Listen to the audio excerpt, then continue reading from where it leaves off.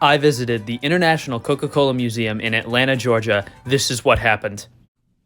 But before I get into it, please hit the subscribe button. I've been very slow and I'm making a comeback, so please subscribe, please. So when we first entered, all I felt was dread. All I could think about was how I was surrounded by BS marketing.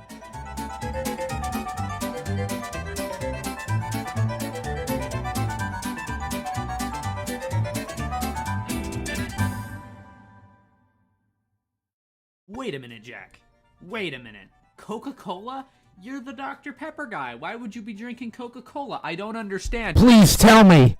Well, I felt like I had the chance to really discover what was going on in the inner workings of Coca-Cola, and I wanted to expose the evilness behind their marketing and their corporation, and to prove once and for all that Dr. Pepper is superior in every way.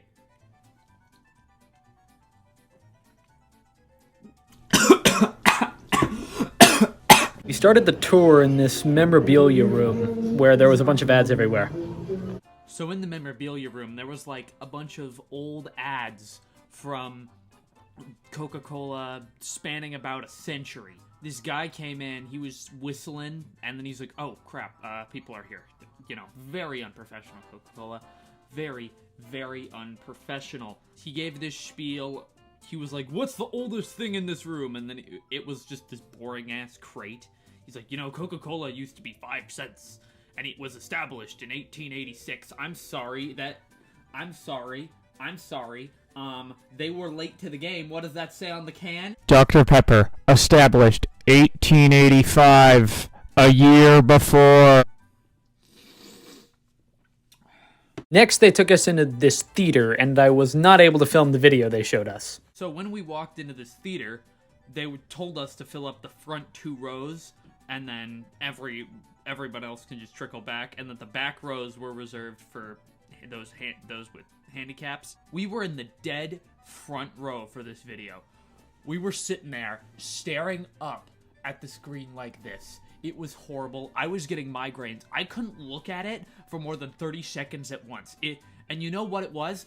You know what it was? You know what they showed us? A 7-minute advertisement. It was a video of just a bunch of happy moments, like a proposal in a hot air balloon, or, you know, some guys throwing a frisbee into a thing from, like, off a balcony and into the lake nearby or whatever, and, like, or, like, this whole bit on, a brother coming back from Afghanistan to see his family, all happy memories, and then it all ends with, where was Coca-Cola in all this? Remember all those happy memories? Coca-Cola was there. Coca-Cola was there to provide all those happy memories. You know, you're welcome. We did that. Buy our product. Buy our product. Buy it! At this point in the tour, they gave us our freedom back, and we were able to check out the rest of the exhibits in any order we wanted. So first, we checked out this one that showed a bunch of the history of the product, like much about the guy who established it, and some old advertisements from eons past, because you know they gotta show us more ads to tell us to buy the product. It was a lot of, like, advertisements, you know? A lot of, like, here's an ad. And then it ended with, like, all the products Coca-Cola owns. So in this room, they talked about, like, the history of Coca-Cola. There was, like, bunch of old bottles, one to represent every state in the U.S., one to, I don't know, it was a bunch of random crap. Ads reminding us of the most important thing to Coca-Cola. Money! The next section we looked at was not that exciting. It was mostly just a bunch of machines that they use to make the product. Show us how much care and love they put bullshit. It was kind of boring. I wasn't really paying attention. I'm like, alright, I get it. This is how it's made. Can we move on? And we did. Then we moved on to the vault, where they supposedly kept the secret to Coca-Cola's formula. At least that's what they sold us in the marketing for this place. That was the big selling factor when coming to this museum. I had the chance to blow the lid on Coca-Cola's whole operation. I could have exposed their secret formula, how it was literally just a copy and paste of Dr. Pepper's. We were getting closer to the secret. how they stole Charles Alderton's formula. This was my opportunity to blow the lid. But then Discovered that the vault was actually just a stupid plastic metal bin in a room purely designed to sell tickets to this museum. How evil. all I could do was take pictures of this giant plastic-looking vault.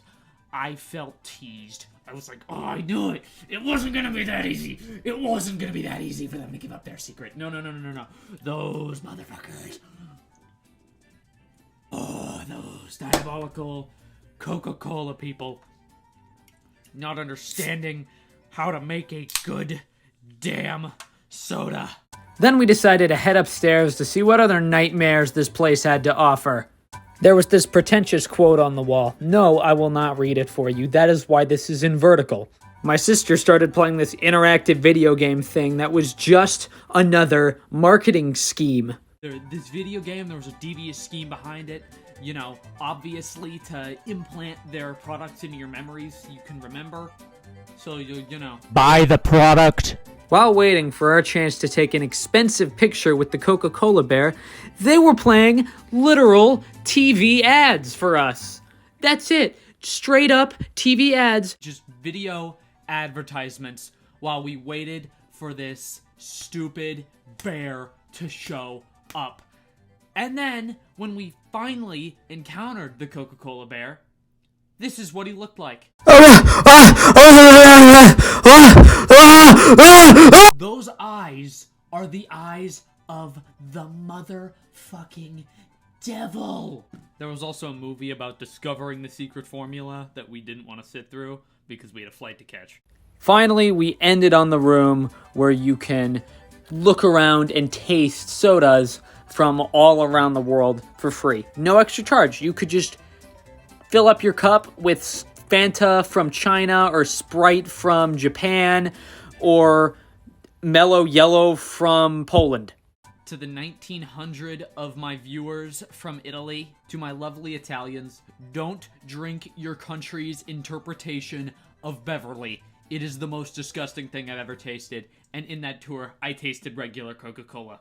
I decided to end this section of the tour by drinking the worst one of all, regular Coca-Cola from America, the soda that inspired the whole brand. And I had had so much soda that day that by the end, my tongue was bleeding. There was so much soda in there that I literally experienced carbon overload. It wouldn't be a devious marketing scheme if we didn't end on a gift shop filled with oven mitts, t-shirts, hoodies, bottle openers, mugs, glass bottles, a Funko Pop of the bears, bear plushies, you know, all the good stuff. All of which was overpriced, by the way. All to send us home and remind us to Buy everything associated with Coca-Cola. So that was my trip to the Coca Cola Museum in Atlanta, Georgia. But that's not the end of the video. I know you guys are probably gonna have to look for a new video after this, for those of you that have made it this far. I have a suggestion.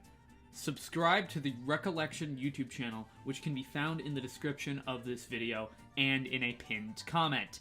I highly recommend you subscribe to it. All jokes aside, we're planning on cranking out content there in several weeks, and that is where the long-awaited Recollection pilot will air when it comes out eventually. I don't have a date on when that pilot can come out. However, I do know that we have recently taken on multiple animators and have upgraded our budget and technology. Thank you for watching. Don't forget to subscribe to both channels.